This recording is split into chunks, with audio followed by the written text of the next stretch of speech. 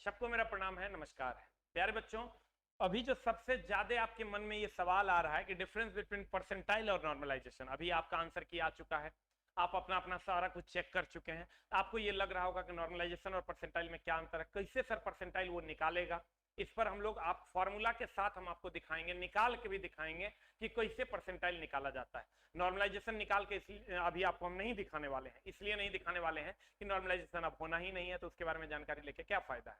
हम लोग mainly percentile system पे बात करेंगे कि कैसे किसी खास शिफ्ट में ज्यादा नंबर वाला का अगर होगा तो अगले शिफ्ट में उससे कम नंबर वाले का भी सेम इक्विवेलेंट माना जाएगा, और फिर अगले शिफ्ट में उससे भी कम नंबर वाला होगा, लेकिन यानी किसी को अगर 60 नंबर है, किसी को अगर 60 नंबर है फर्स्ट शिफ्ट 1 में, और तो किसी को शिफ्ट 3 में अगर 55 नंबर है, तो ये दोनों समान माने जाए कैसे, इस पर हम लोग चर्चा करने वाले हैं।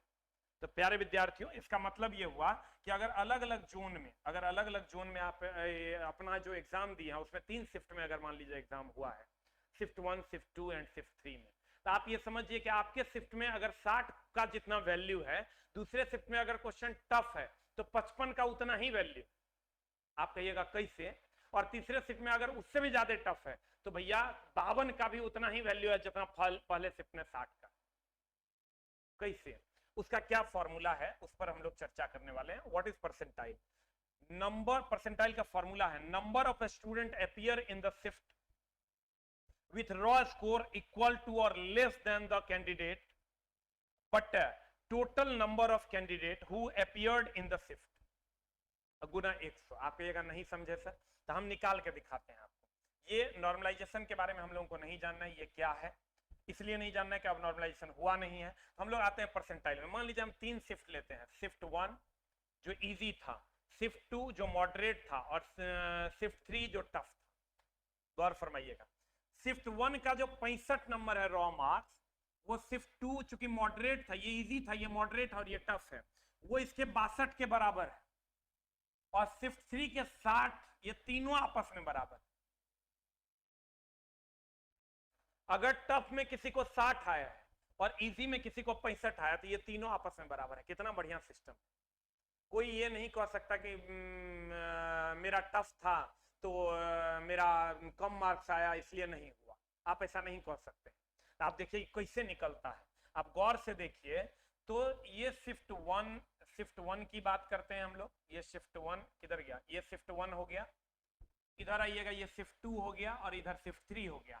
आप गौर से देखिए, मान लीजिए इस शिफ्ट में 1 2 3 4 5 6 स्टूडेंट अपीयर, और इस शिफ्ट में भी 6 स्टूडेंट अपीयर हुए, इस शिफ्ट में भी 6 स्टूडेंट अपीयर।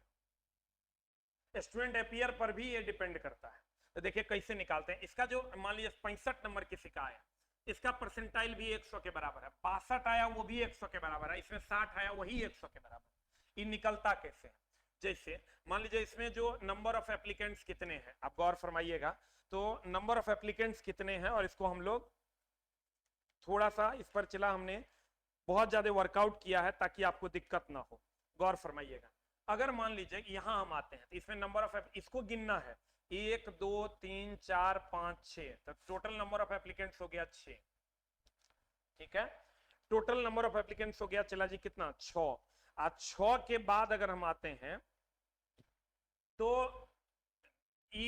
इसमें टोटल नंबर ऑफ स्टूडेंट कितना हो गया, 1 2 3 4 5 6, और 6 पोस्ट हैं। तो 6 पोस्ट हैं तो 6 बटा 6 गुना 100,